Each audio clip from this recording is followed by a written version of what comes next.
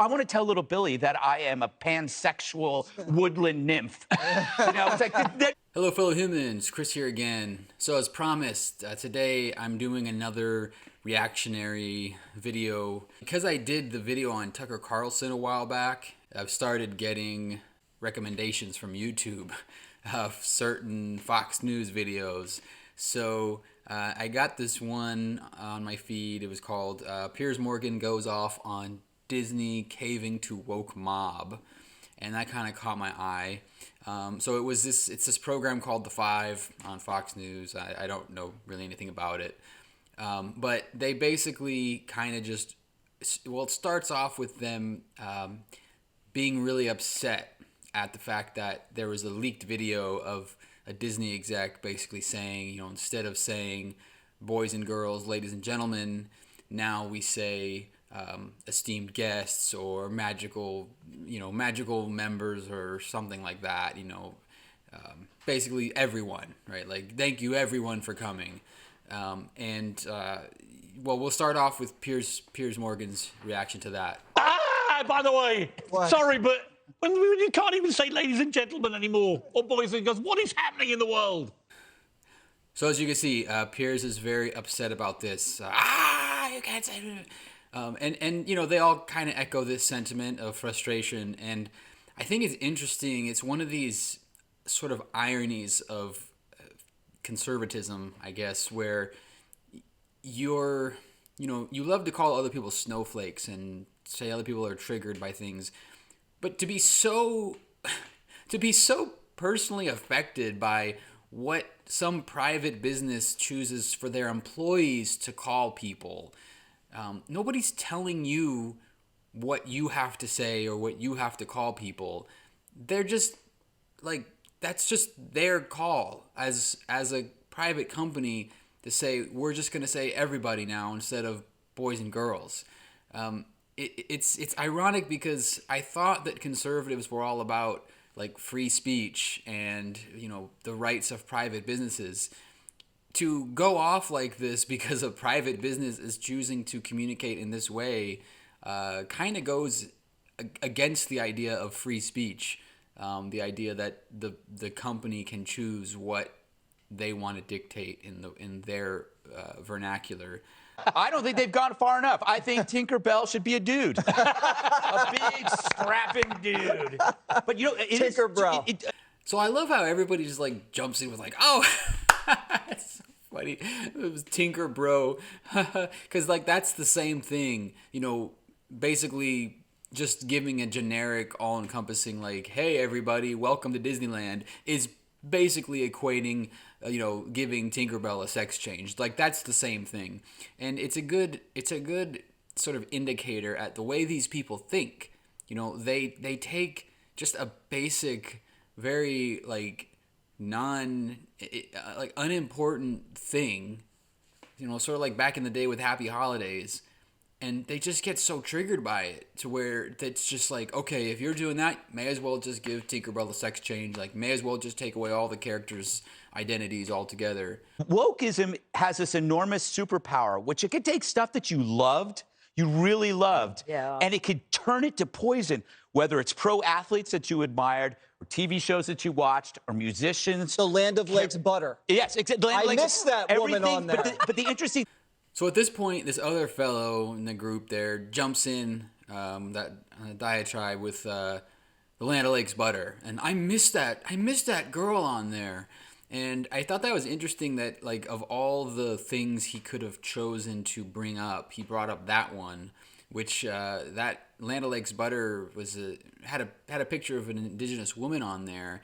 It was almost like 100 years ago that they started with that picture. And at the time, actually, the picture showed more of her actually kind of like kneeling over, and it was considered a very submissive position. And that was part of why a lot of people, Native American tribes, for one, were unhappy with it. And so at some point they covered part of it up, but still was considered a kind of an insensitive, inappropriate depiction of an indigenous woman. And that's why they got rid of it. But I found it interesting that that was the thing he clings to, because one of the things I notice is there is this sort of weird sexual almost obsession kind of undertone in all of this conversation, and you'll see it later with one of the other examples videos I have. So one of the things you'll notice also if you watch the video all the way through is there's several instances of somebody pointing out that the don't say gay bill sort of phraseology is a misnomer because it doesn't actually say anywhere in the bill the words don't say gay. Don't say gay, don't say gay. The bill doesn't say don't say gay. Right. That's number one. The bill, like you said, does not say, it never says do not say gay. Okay, so that's a good thing, right? That sounds like maybe people on the left have misunderstood and mischaracterized it because surely if you're making a point to say that it doesn't say don't say gay, then that sentiment of however you want to word it, of not talking about gender identity or sexual orientation or anything like that, that must not be encompassed in the bill, right? The bill bans instruction of sexual orientation or gender identity in kindergarten through 3rd grade. Okay, so just for clarity purposes there, it doesn't say don't say gay, but it says don't teach young kids anything that has to do with sexual orientation. Okay, got it. It's like don't teach gender and sexuality to kids 3rd grade and under. How is that unreasonable? My counter view is if you really want to talk to a 5-year-old or a 7-year-old or an 8-year-old about their sexuality and gender, that's on you. You're a pervert. You're a weirdo. I don't give a damn if you're a teacher or a sex ed. There's something weird if you want to share your sexuality. Like, I want to tell little Billy that I am a pansexual woodland nymph. It's like, you know what?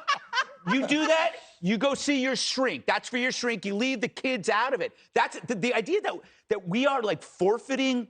We're forfeiting this high ground because we're scared of being called, I don't know, homophobic. Insensitive. BS, man.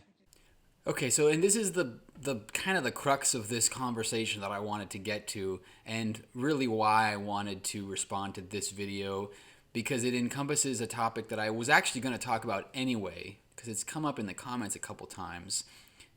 When we talk about sexual identity, sexual orientation, gender studies, things like that, some people have a way of equating it with almost like you're describing sex acts in this sort of like devious way that, like some perverted person who wants to talk to a 5-year-old about sex, and it misses the whole age-appropriate aspect of it. I have had conversations with my kids when they were 5. I've talked to them about gender or sexual orientation. It's really not that complicated. I just said, some people marry boys, some people marry girls. Some boys marry boys, some boys marry girls, some girls marry boys, some girls marry girls. It's really not that complex. And kids are very adaptable and understanding, a lot more so than a lot of adults. It's not really a hard thing to explain. I think this again points back to one of the ironies of this bill, because you'll see one of the things they also talk about is how, in Florida curriculum, they don't start talking about sex ed until 6th grade anyway. So why are liberals, why are people on the left so up in arms about teaching younger kids these sex terms or whatever you want to call it? That actually illustrates the opposite point, which is, why did you make this bill? If that's not part of the curriculum, why did you have to go out of your way to outlaw it? The reason is because they want to continue to other people. They want to other people in the LGBTQ community. They want to make them feel more separated than included. And this is just one way to ensure that happens. And that's really what it is.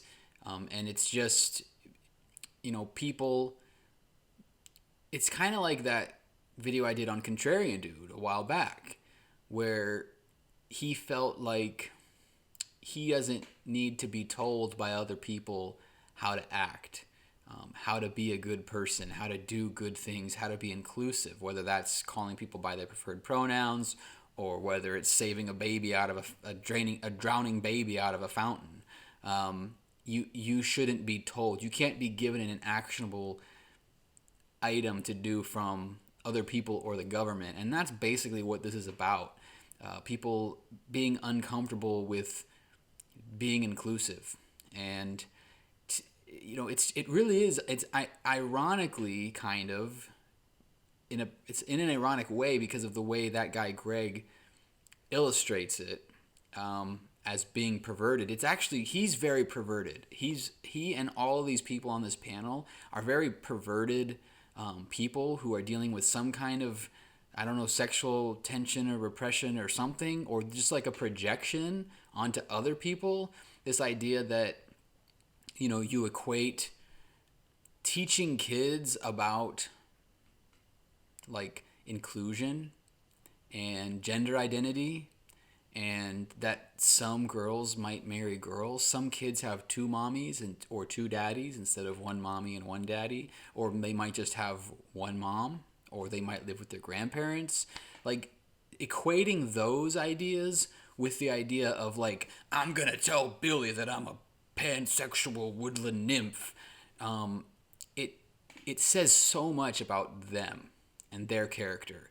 He even makes a point in there about how he doesn't want. Look, we give up the moral high ground because we don't want to be called homophobic, and he actually speaks a lot of truth there. From his point of view, that's what it is. They are homophobic. They're homophobic, transphobic people who don't want to make other kids who are different from maybe how they were when they grew up, and what they feel is the stereotypical correct American way to live and be raised. They want to keep those people othered, and that's really what it is.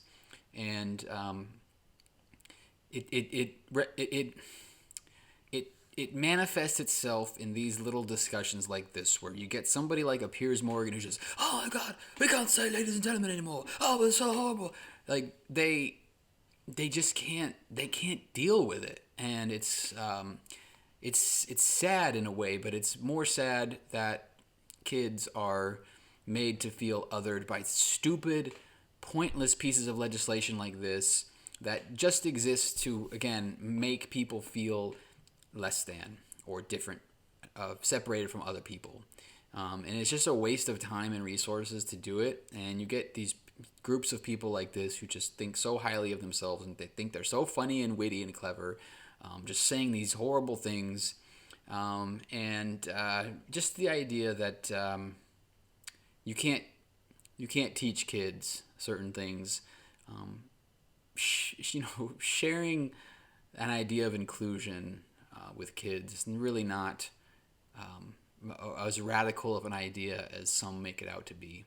So anyway, I hope you enjoyed it. Let me know. I'll try to do more videos like this. I'm still kind of getting my bearings on doing the whole clips and reacting to them. But anyway, I will catch up with you all again soon. Hope you're having a great day. Have a great rest of your day. And remember, don't be afraid to question the consensus.